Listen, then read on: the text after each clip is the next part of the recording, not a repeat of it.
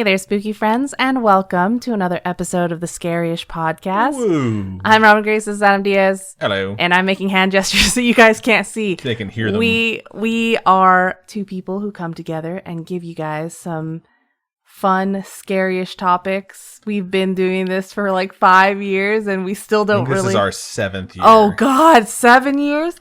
We still fuck up every intro, I swear. I like how you say we, as if I'm the one doing the intro also. I still mess it up every year. Before we get into the episode, I just want to give a shout out to our supporters over on Patreon. Some special big shout outs to Shandon, Dulce, Ethan, and Carl Olaf. Thank you guys so much for being some of our biggest supporters. All of you that support us over there and help us keep this podcast going, help us keep life going. You guys are absolutely amazing. We're really thankful. We really couldn't be here without you guys. That being said, we do have some changes we're making to the format of our episodes. Can I tell them about it? Yeah, you can tell them about it. Okay, cool. So you guys have probably noticed that we're a bit hit or miss with our release schedule lately. We've mentioned it, that we both have, our big kid jobs, our capital J, J-O-B jobs that are kind of kicking our ass. They're more like careers. Yeah, very much so. And it's a lot of work, I think, for both of us. And we love the show. We're not going to stop doing the show by any means. We are a little bit worried on our end that we miss you guys sometimes. We've mentioned that sometimes we'll miss a week here or there, but we want to try to minimize that as much as possible. We don't want to miss weeks anymore, and I think we have a pretty good idea, which was mine. So what we're going to do here for the foreseeable future or until things calm down a bit is we're going to have episodes be a single topic moving forward.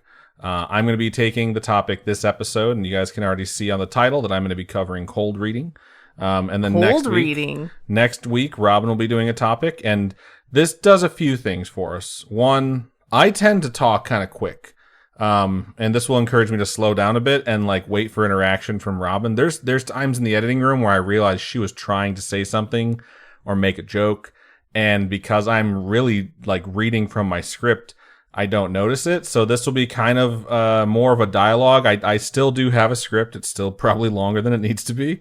But it's also going to be a little bit more conversational. I think episodes are better when we engage with one another on a topic. And I think one topic where the two of us are engaging, one of us reading to the other one and the other person reacting to it is just as good as two topics that are more like monologues, which we do sometimes because we're fucking exhausted, to be quite honest.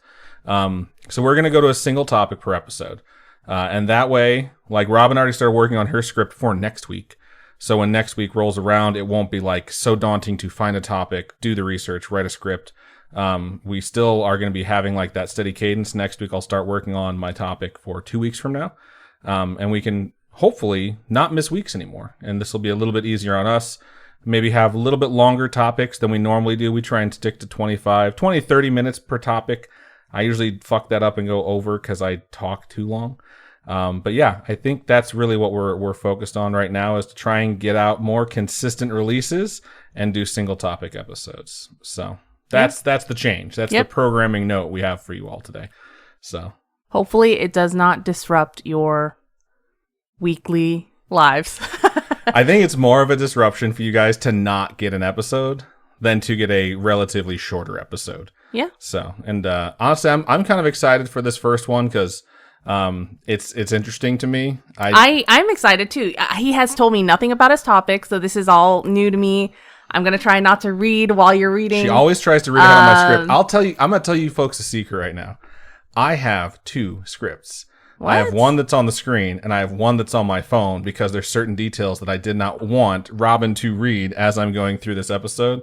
So I will take moments where I'm going to look down at my phone for my protected information. All right. Since she cannot be trusted. So yeah, all that information before we kick off. We have been gone for 2 weeks. Yeah, we've been gone for 2 weeks. It was my thing and then it was your thing. Yeah. And we went to Miami for the Miami F1 Grand Prix. Yep. Robin waved flags at turn 8. Yeah, so I was a flag marshal at this year's Miami GP. It was incredibly amazing, and I cannot believe we got to meet Alex Albon, who drives for Williams. Oh yeah, I forgot about that. And it was really cool seeing all these drivers in person. I got to see all the drivers in person. I know you guys are probably wondering, and yes, I am taller than Alex Albon. So just in case you were wondering. I like seeing him up close. I was like, he is so freaking tall. I could have She said that to me, and I was like, I'm at least an inch taller than that dude. I was just like, oh my God, he's so tall. Anyway, but that was our weekend a couple weeks ago. His neck, by the way, is as thick as my thighs. Like, all those F1 drivers have that thick boy necks to handle all them G's. But that's why we didn't have an episode a couple weeks ago.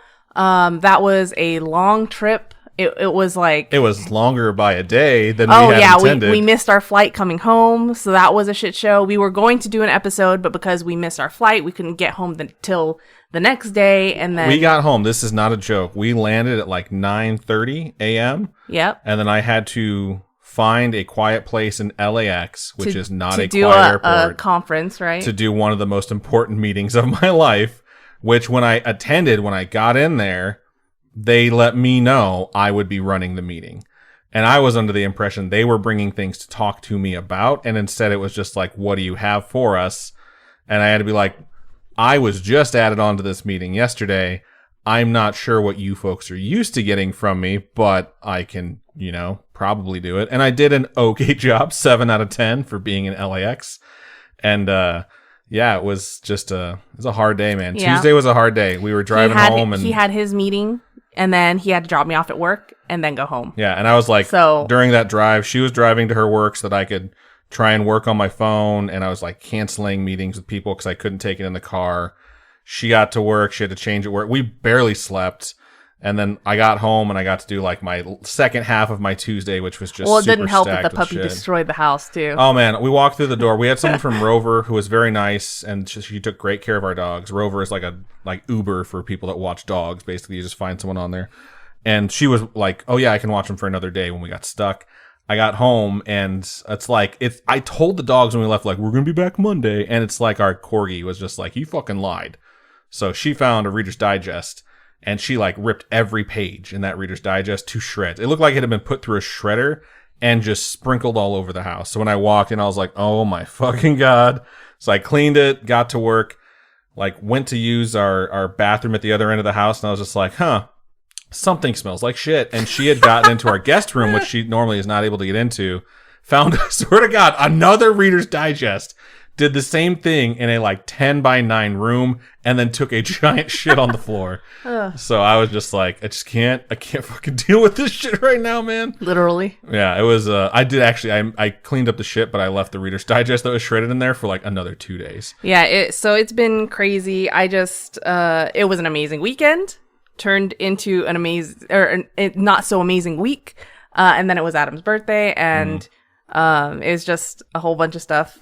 Basically, my birthday gift from all of you was that I didn't do an episode last week so I could rest. But yeah, I got to see Lando Norris's first ever F1 win while I was there at the race. So cool. Sorry, Stefan. I'm still living off that high.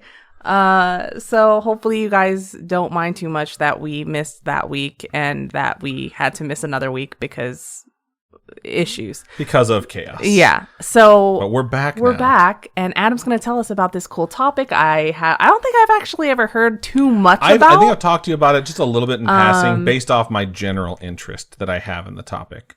So yeah, I'm actually excited. This week, I wanted to cover something that used to absolutely fascinate me, and I was like convinced when I was younger, this is real.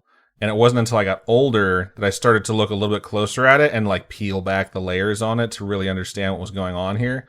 Maybe this is something you've heard of and you're like, oh yeah, I know exactly what cold reading is. Maybe you're like, I don't know what the fuck you're talking about, bro. Is that when you sit outside and read? Well, it depends. Is it cold outside? I imagine it's like when you take information off of somebody just by looking at them.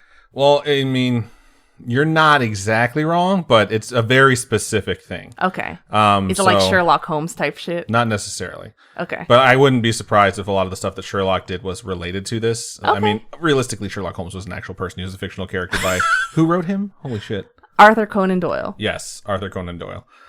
So yeah, obviously It's not something that character was necessarily doing because he was a detective. But if Sherlock Holmes was a real person and he was trying to convince people he was a detective, then maybe this is something he would do. So it's psych. Not necessarily. Let's just get into this. So dear Robin, instead of dear listener, I present to you cold reading. And first and foremost, there's two things I want to say. One, yes, I know there is an entire episode of South Park dedicated to this topic. What? It is great. I 100% recommend watching it because it's really fucking good. Okay, I have no idea what this is now. They cover a lot of shit in South Park, so we're going to overlap with them on some stuff, so don't get mad. PlayStation versus Xbox Wars. The second thing I want to mention, and I want to be clear about this, I am not covering a supernatural topic. For those of you who know what cold reading is and believe it, this is not a supernatural topic. I consider this a true crime topic, 100%. And as we go through, you're going to understand why. So I briefly considered showing you all and Robin what a cold read is by doing a cold read on Robin. No way. But we know each other very well. So it's not an actual cold read. It's very similar to like a call, you know? A cold call is calling someone that you have no information about whatsoever, you know? A warm call is when you have information like, oh, this is their name, this is their age, this is how much they make, shit like that. Okay. And your read that I would do for you would be more like a hot read because I know so much about you. Thank you. You're welcome. So humor me a little bit on this, all right? Okay, so just to humor me, act like you identify with one of these names, and then I'll move on and then just like treat this as if I'm actually reading data from your actual life, okay? Okay. Okay, cool. Let's pretend that you're here and I'm supposed to be contacting the dead, essentially, to get a message for you. Okay. And I'm just going to show you sort of how this would work. So pretend like we don't really know each other. Okay. And as I, engage with you, engage back if there's like what we call in the biz a hit. Okay. All right. Okay. So what I would do here is I would start out by like scanning the room, and then I would start to act like I hear the voices. Okay, like something's coming to me, and I'd be like, okay, I think I'm hearing a name. I think I'm hearing something that starts maybe with a J, like a Jessica Jennifer. Does that mean anything to anyone? Jessica Jennifer. Oh, Miss, you're raising your hand here. Yeah. Oh, are you Jessica? Yeah. Oh, okay, cool, great, fantastic. And so I've identified at this point. Okay, cool. This is the person I'm gonna try and do my read on. She thinks I'm amazing. I guessed her name from whole cloth. She doesn't know how this happened. And then I just like sort of move forward with it. And I'd say something like, okay, great, Jennifer. Nice to meet you. I wouldn't ask you personal information directly. This isn't a conversation. I'm reading you right now. I'm showing you my psychic abilities by showing you all this information I can gather about you. And the next thing I would say would be something like, okay, Jennifer, I'm sensing like maybe an older energy. Not sure if it's around you or if maybe it's trying to speak to me about an older energy, but does that mean anything to you? Like someone that's older, maybe someone with sadness or something going on in their life, like similar to that? Yeah, sure. No, fuck with me, dude. Like, actually engage. Oh, okay. Yeah, Don't placate me, bitch. Yeah. Is there something like that in your life happening right now, or someone that you know that would be somewhere like that? Yeah, absolutely. Of course, absolutely. I think this voice, this energy is saying something to me about like an argument or a disagreement maybe you had with this older person, or this older person might be concerned about. Could be between you and another person that the older person knows that maybe knows you both very well. Okay, yeah. I've definitely had arguments before, and there might be some disconnects in my life. What I'm hearing from this voice, and it's pretty loud and clear, is that they're saying just to let it go. That you just need to sort of, let it go. It's not your fault. It's not their fault. And just move on. Does that sound like something that someone would say to you from the other side? Yeah. The voice is saying something about like a hobby, like something you wanted to do, maybe something you just started doing or you're thinking about doing. Does that sound familiar? Yeah. I've definitely started new hobbies. Okay, yeah. They're saying keep going. Move forward with it. It's going to work out for you. Have you had success recently with your new hobbies? Yes. Yeah, and they see that. They can tell that, and they want to encourage you and tell you to keep going. Well, that's so sweet. You're welcome. Even though you didn't say thank you. I just knew you were thinking it because I'm psychic. All right, so that's basically a really terrible version of what a cold read is. Now, Robin obviously wasn't very forthcoming with any information about her person, which isn't shocking. She's a fairly private person.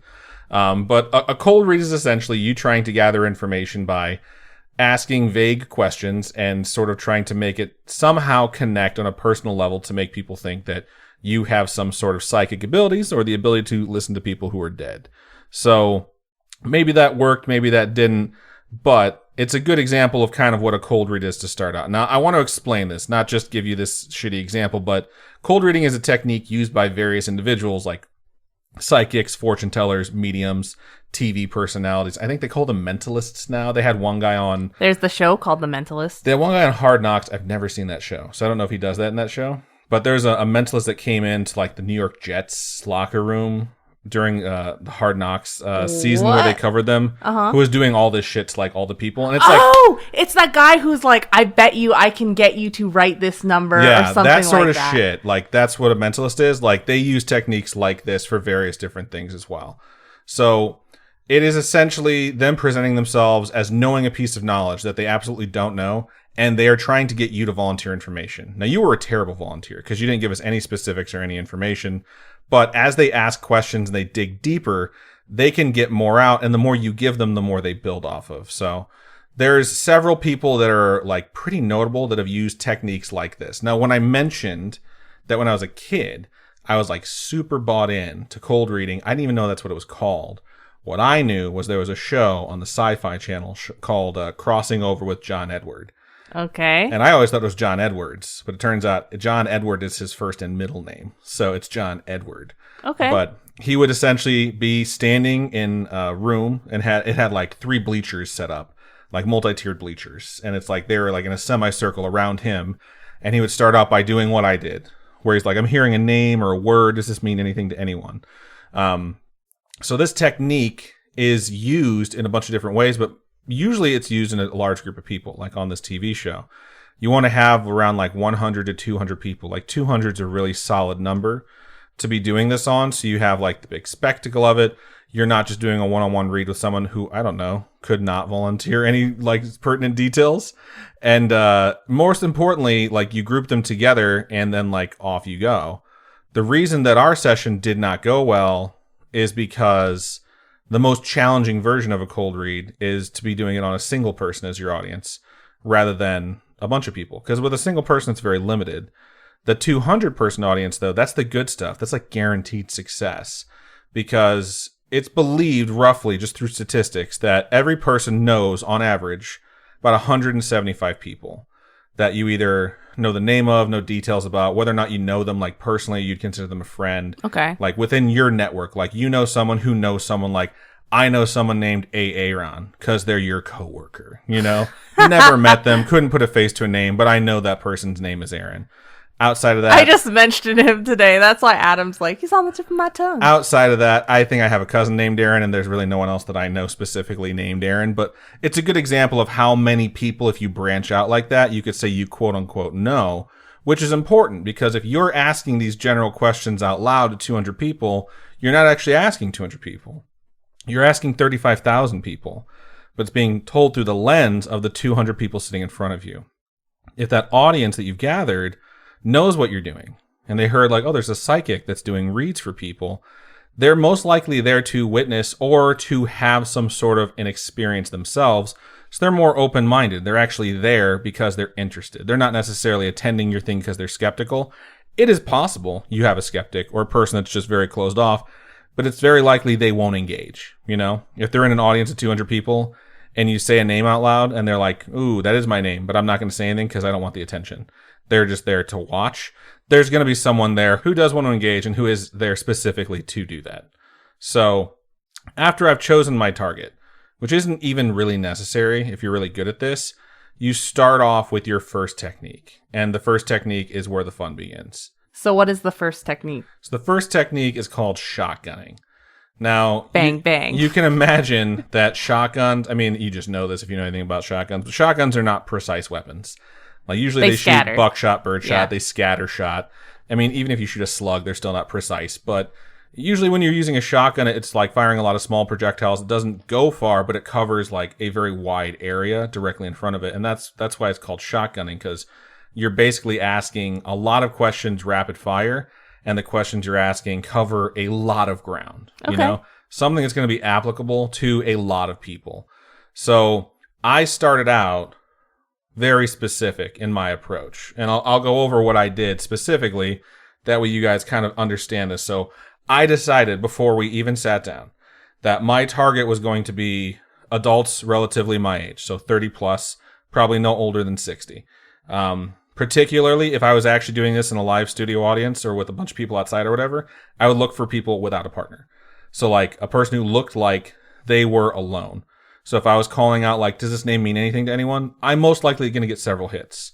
The reason I'm most likely going to get several hits is because the names that I used, Jessica and Jennifer, I had 8 names. Jessica Jennifer, Amanda Ashley, Michael Matthew, David Daniel. You bet on the first ones because you were trying to yes and be a good partner, which I appreciate. Thanks. Picked those 4 names, 4 men, 4 women, because they're the most common names for men and women from 1980 to 2000.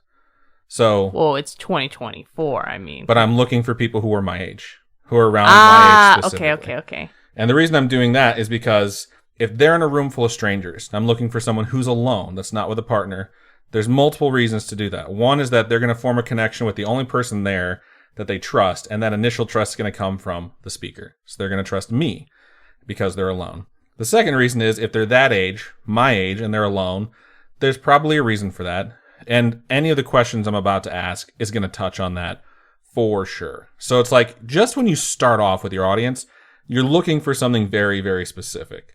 So you go through the most common names and you're instantly going to get multiple hits. I think they say like 1 of every 3 guys has slept with someone named Jennifer because the name is so common. I mean, there's a bajillion Jennifers out there. I mean, just in TV alone, actresses and stuff. Oh, yeah. 100%. Jennifer Garner, Jennifer Aniston. My friend Lucas always used to say that. He'd be like, 1 in every 3 guys slept with a Jen. And like, we would like count up all the people like in the room and how many Jens there were. And we're just like, yeah, I guess that does check out. But you go through common names and it doesn't necessarily need to be their name.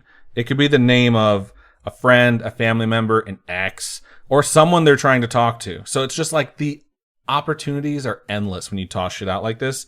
And this is why this isn't an actual psychic. Like when they're doing this whole like, I'm hearing a sound, I'm hearing a word like it starts maybe with a j or an and you just keep doing that shit until someone eager volunteers. Okay. You don't pick someone who's too eager because it might lead to skepticism from the audience. Okay. You don't pick someone who seems too closed off. Someone who seems like they want an experience, but they're afraid or unsure. That's your go-to. And these are the basic rules of doing a cold read to start. So, okay. You know how that one Harry Houdini, he used to go to seances to prove that they're not real. Mm-hmm. Can't somebody do that in this case too? Like you just make up a backstory. Yeah. And then you just be like, everything I just said was a lie. Yeah. But you'd be thrown the fuck out. Okay. And you'd be like, that message was actually for someone else. And that person just took that experience away from someone. Oh. Like a reader, they know what they're doing when they discredit people. And we'll get into that a little bit further too. And then obviously one of the first things that I went with when I'm still doing my shotgunning technique is, okay, I have my person. I know they're my age. I know it's a female. I know their name because they told me, yes, that's their name. I made the assumption and asked. And if I'm wrong, it doesn't look like I'm stupid. They correct me. No, Jennifer's the name of my grandmother. She just passed or something like that. So okay. they give you all the information you need during the reading just by you asking open-ended questions. And every time you're wrong, it doesn't look like you're wrong as long as it leads to one success. It's the road you paved on the way to making this connection with the other side. And that's what you build it as. So I went with the basic, I'm sensing an older energy, someone in your life that's older. I mean, if you're my age, your parents are older, your grandparents are older, there's a high likelihood that one of your grandparents has passed away at this point, so that you might think that's who's trying to talk to you. You see, you know why that didn't work on me? It's because I'm like cold-blooded. I'm just like... You're completely disconnected. You're like, old people, yeah, I guess there's some fucking old people I know. Yeah, that's why I was like, this doesn't work for me because I don't have those connections. I think that's the difference. Like, I'm a bad subject. I agree. But it's like, if I say an older energy, it could be parent, grandparent, an older friend from work, maybe an acquaintance, like someone you knew who was like a friend of someone, or like a neighbor you once had, or anyone who has passed away that they have a connection with. That was older. And anytime you have a miss, something that's just like a swing and a miss, if you're good at it and you're not just trying to get through an exercise with Robin, you just pivot to something else. You know, like if they say something like, oh, let's say I tossed out names and I got to Daniel. And someone's like, oh, I know a Daniel. And you walk over there and then you do this whole thing. And they said like, oh, I knew someone named Daniel, but he was young. You know, then you pivot. You know, oh, maybe this is for someone else. Because there's so many Daniels out there. Or you stick with that person if they seem eager. So like, oh, was Daniel an old soul? You know, was he like an older sibling to you? Maybe like a big brother?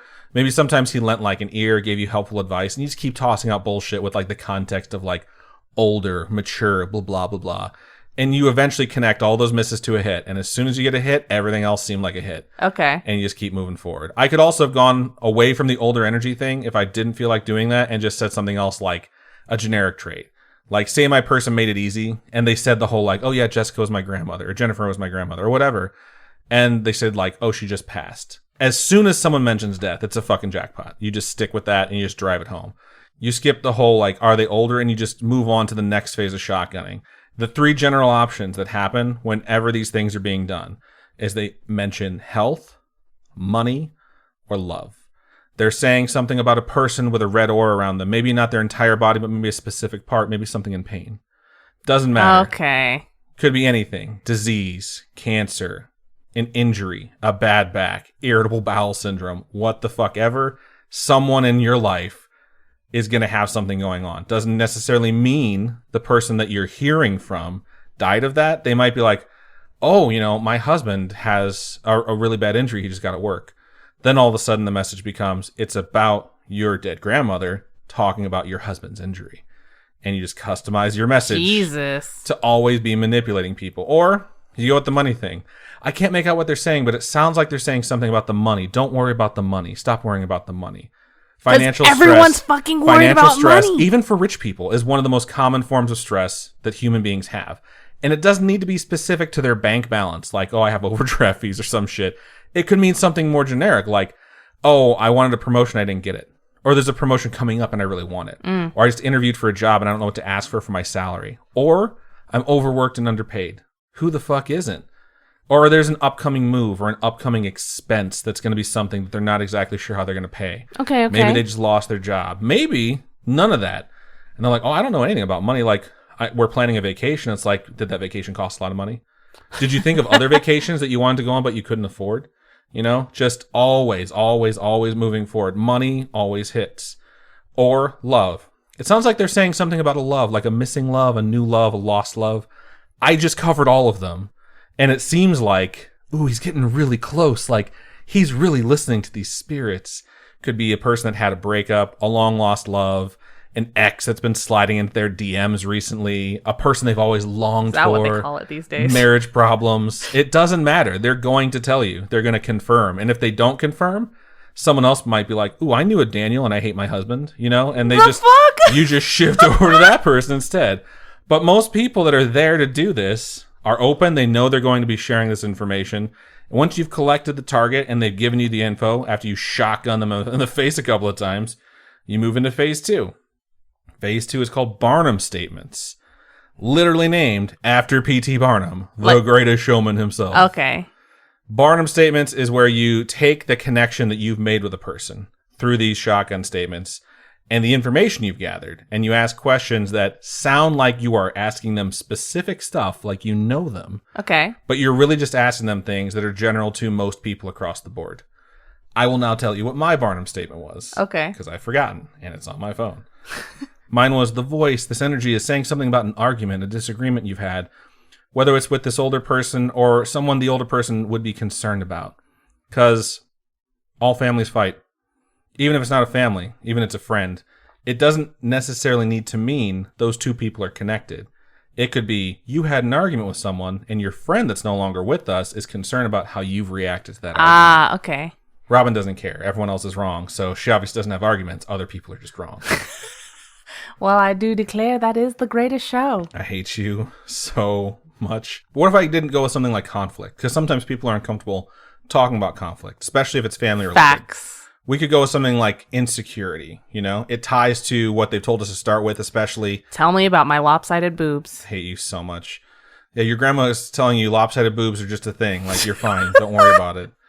But if someone tells you something and you notice an insecurity in whatever information that they're actually volunteering, you pick up on that and you move forward. Like, especially if it's like the work thing. Like, oh, I'm worried about work.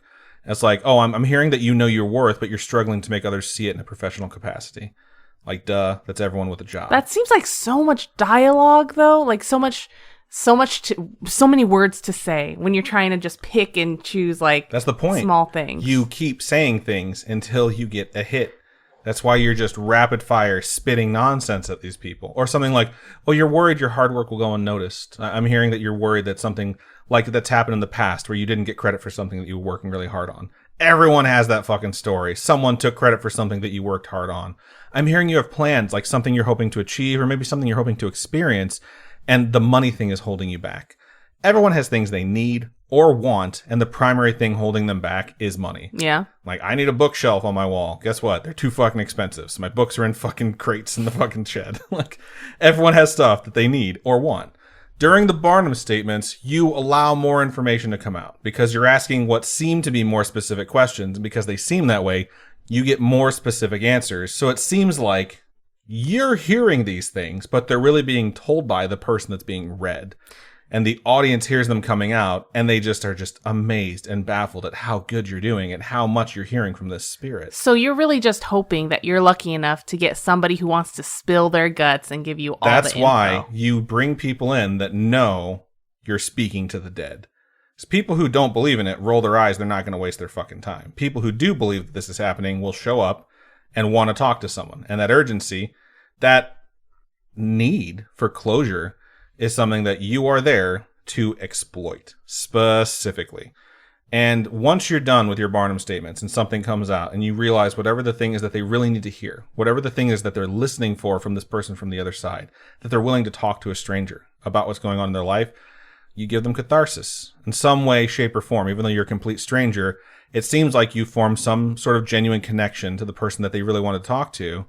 And then you tell them things like, it's going to be okay. They believe in you. Keep going. Don't worry. Let that go. Those are not necessarily bad things to say to a person, but you're presenting it as if it's coming from the other side, and you're the conduit through this closure, through this catharsis. I'm just like, no one on the other side believes in me. That wouldn't have worked on me either. Wow. And on top of that, people will see that, and then they want that same connection, so they're willing to volunteer more information. As soon as you get one good read in a session, you can do as many people in the audience as you want. Now, there's normally like a time limit. You don't want to burn through too much. People might notice you're asking too similar of questions between people, and then you kind of just stop. But here's the thing. If things get difficult, there's technique 3. All right. What's technique 3? Technique 3 is called the rainbow ruse. And this is the most obvious of the shady style antics. Okay. You make a generalized statement about the person that covers opposite ends of the spectrum so you can't miss.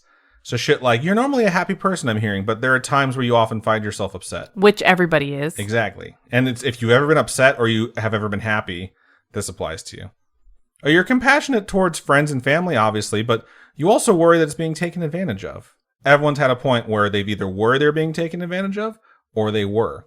And this is just going to bring out more information. Unless they just completely shut you down. They could completely shut you down. You just toss out statements that are 1, applicable to everyone, and 2, cover both ends. And whatever information you do get, you just build on it. And if that doesn't work, I'm having really a hard time making this out. So you cycle back to shotgunning.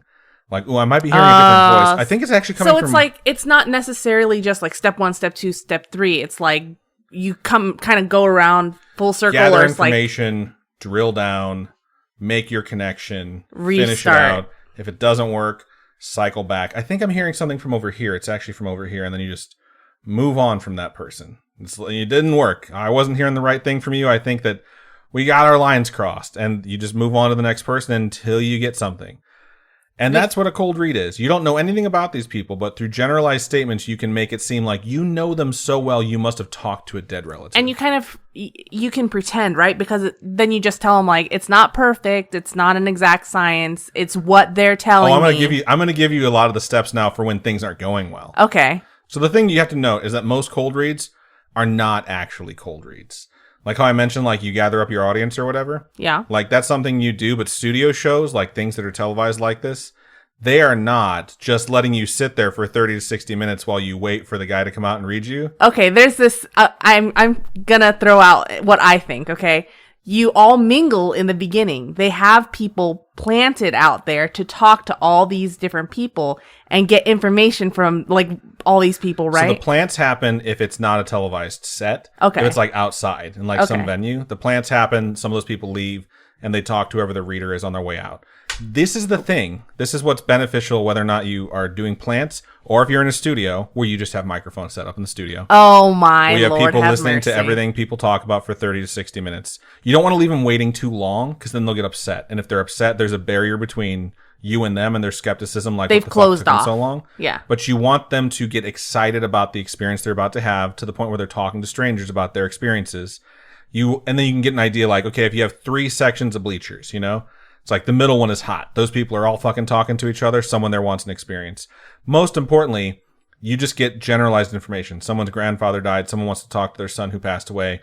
Someone's dad has cancer and they're figuring out what to do. It's pretty smart. Doesn't need to tell you which section, what they look like, because you're going to shotgun bullshit out there anyways. But now you know exactly which rounds to load in, you know? Okay. I'm hearing something about stomach something. Oh, my kid has stomach cancer, you know? Shit like that. And I know I'm using very specific examples for this, and you're like, man, that sounds pretty horrible. This is what these fucking guys do. And by the end of this, I'm going to tell you some of the stuff that they've did that is so bad. People were like, go fuck yourselves. Really? And it got shut down. Yeah, 100%. So that's some of the stuff they do so that they can get information. The reader doesn't need to know who he's talking to because they're going to volunteer that. Also, a lot of these shows, if you go to attend them in a studio, they make you fill out something like, tell us a little bit about yourself. And a lot of folks who are volunteering to go, any of the information they sort of write down, you just know on the day, you know, like, oh, someone's coming here because they want to talk to their grandfather. You know, and you know the old thing is going to be your bread and butter that day. And these people are desperate anyway. That's why they're there. In a lot of cases, they're hurt. They're hurt and they need some sort of closure, or they're lost and they need some sort of guidance. And you're going to offer that in some malicious and fraudulent way, really. The other thing is when people fill out those forms and send them in, you get to choose who's going to be in your studio audience, you know? Yeah. It's like you're looking for people so who they want similar apply, experiences. so you just pull whatever you want. Correct. Okay. And it's like building out a jury because you want a specific verdict. You're building out an audience because you want a specific reaction. And they're just really going to be there to give you the stuff you already know so you can seem like you're omnipotent or omniscient in some way. And it really comes down to the reader.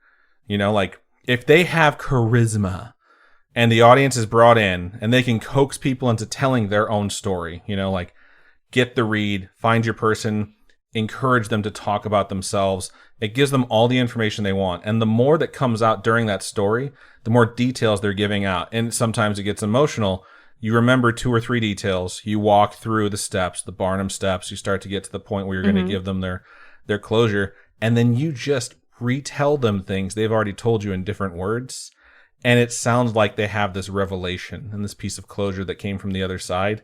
And it's like, it resonates so true with those people that it has these shocking moments that wind up on TV where they're like, how could he have ever known that?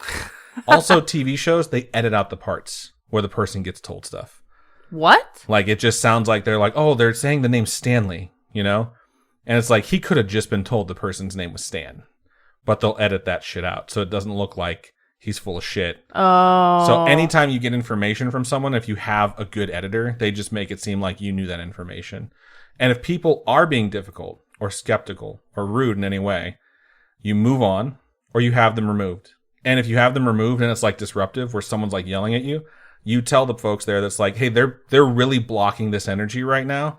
And I can't get a good read with energy like this. Like skeptical energy, okay. It blocks the voices that I can't hear. Like you have to believe in this sort of thing. And it's really going to hurt someone's chance here today to hear from a person that wants to talk to you on the other side.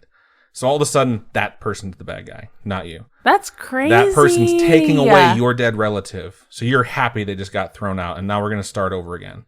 And last but not least, this is rule number 1 for this shit. Do not read small groups. Individual readings are the death of a cold reader. John Edward would do personalized readings for people, like one-on-ones, very rarely, but there are always multiple conditions. And they almost never made it on his show. The first thing is that he'd say, to start out, I can't control who is speaking to me. You know, I can't control what voices are on the other side that I can hear today. So your relative might not be here. So the first, like straight up, it's like an excuse for failure. Okay. Like if I can't figure out anything that we have in common with, or you're just not giving any information because you suck, then it's not my fault. Wait, are you saying I suck? I was saying it to you. Yes, it's not my fault. The spirits here just aren't your spirits. And that makes sense, right? Spirits don't necessarily always show up because they know where you're going. That would be crazy. No, they just want to haunt you. Okay, then that would mean they're there, but we're going to keep going on. So that was one of the first things he said. It's like, hey, I can't control who talks to me. I just hear it, you know? The second thing is that they would record it, but unless there was a revelation or a great moment, it would not make the show. Like the footage would just be theirs to have, but it wouldn't be aired. And the third is he charged these people a fuck ton of money. No way. For private readings. And he would only do them if they were giving him a bunch of fucking money. Yeah, okay, imagine spending like 10 grand on it and then not getting anything. Yeah. And that's the other thing. They make you sign a waiver, essentially, where it's just like you're not guaranteed to have an experience. What a waste. And usually that waiver, you have to waive your right to any form of like legal action towards them. There was a group of ladies that actually had a private reading from John Edward, and he missed really badly on one of them, and it upset her. Like she wasn't just going along with it, and she started telling him he was wrong. And usually a reader, when they are wrong, encourages the target to figure out how they are actually right. Like, oh, I think you just need to think harder to make this connection. Like, your relative's trying to tell you something, like, there's got to be something there. Okay. And, like, people feel guilty if they can't do it. Like, oh, man, I can't figure it out, you know? Oh, like I'm letting them down for not figuring it out. So they'll try and figure out through the most vague nonsense or bullshit, like, what they could be trying to say. But, like, if their willingness to make that connection isn't there, like it was not there for this lady, like, she got fucking mad. And she was basically just like, nope, swing and a miss, dude. Like, you did not, like, this is not my person. And he told her at that point she could either sit quietly for the remainder of the reading or he'd have her removed. It was just straight up like, I don't know. Like, she just reported that. I'm guessing she didn't get removed and she just, like, came out with it. There was, like, a picture of him, like, yelling at her that made it on the internet that they said wasn't real. Shock. Like, it was a bunch of shit, dude. It was fucking crazy. But, like, if you ever have, like, a really bad day as a reader with a big group, you just tell them, like, I think the spirits are playing with me today. Like, I think we might have some playful spirits in here today that are just playing with us. Or some what in the bullshit Disney like that. is this? Or I'm really having trouble hearing them today. There's, like, a lot of noise. And I've seen this one on TV before. It's really, really, really noisy today. There's so many people here that are trying to give messages to people in this room that it's really hard to pick out just one. And, like, it basically makes everyone feel urgent, like, ooh, please hear my person. And then they start volunteering more information. Okay. So, who knows? You know, maybe John Edward is the real deal. Maybe he just had a bad day that I saw. Or multiple. But, like, this is a technique that people learn and teach to each other. It's not like he's the dude who invented this technique. Yeah. People know this. They've been using it for a long time. You can find out how to do this shit online. I have a random sidebar question.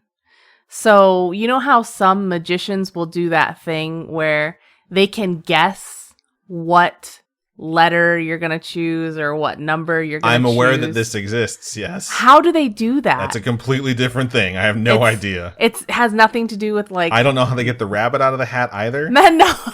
Okay.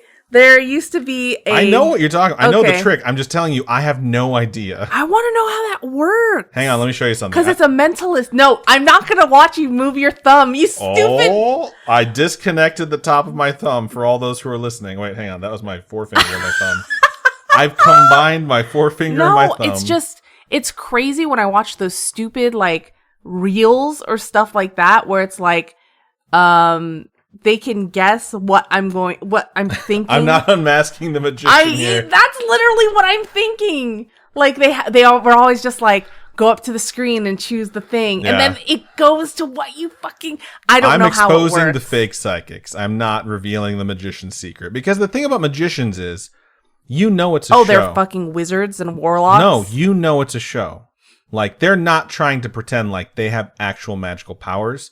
They're just showing you something that you can't figure out, and it's like a game. It's like, you don't know how I did that. And because you can't figure out how I did that, It's it great. blows your mind. It's But great. at no point do you think like, burn him, he's a witch. Like I that don't know. doesn't come across. Harrison Ford was like, get the fuck out of my house. Yeah, because he freaked out. But these fucking guys present themselves like they're not just doing this as a parlor trick. They're literally telling bereaved and grieving people that they are talking to their relatives or friends or family that have died to give them information to make them quote unquote feel better while exploiting them for some sort of status or financial gain. Some of them are like, I don't ask for anything for my audience. Like, yeah, but you have a fucking show that you sell ad space on. It's like, this is con man shit. This is straight up con man shit. And I will fucking tell you why this is con man shit and when it really popped off for these fucking guys. Okay. In October of 2001, the producer of one of these shows said that they were going to have readings done for families of the victims of 9/11. That's a bad idea. No shit. And the whole world was like, That's a bad are idea. you fucking serious? Oh and it my was this God. massive outcry of like, how dare you fucking exploit these people who have just lost their friends and family in this horrific act. And the fucking producer or the executive producer, whoever it was like, we're still going to move forward with the show. They thought this was the best idea ever. Dude. And then complaints kept coming out and they're like, you know what? We're just going to cancel the entire It's thing. just tasteless. It's horrible. But you might think like, how much money is there to be made? Like, obviously the 9/11 thing was a spectacle to get attention, but like most of these folks, they can't even get sued. Like the litigation to sue a fake psychic is very difficult to navigate because you're basically either signing a waiver that states you can't sue them or the information they're giving you isn't harmful. Like, yes, they might be a charlatan pretending like they're talking to someone, but you went to them. They didn't come to you, especially if you're going somewhere and signing a waiver, you know? And Okay. you might think like, oh, how much money is there to make in this thing? Well, ad space. I mean, the most affluent cold readers have net worths of up to and around $20 million. One of them, 4 or 5 years ago, bought a $5.5 million mansion in LA. we're in the wrong industry. No shit. Just imagine how much money you can make. Who wants fake if cold you reads? lie to people and make your show seem like you're actually talking to ghosts.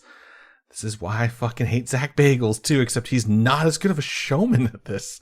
He's just like, oh my God, I've gone blind. It's just so frustrating. And these people are fucking scum. Some of the stuff that Zach Bacon says, it just drives me insane where he's like, I wanted to kill you so bad. I was possessed. You know, I'm like, this people... like going through the cold reader shit really gives me the whole fucking Ghost Adventure vibe.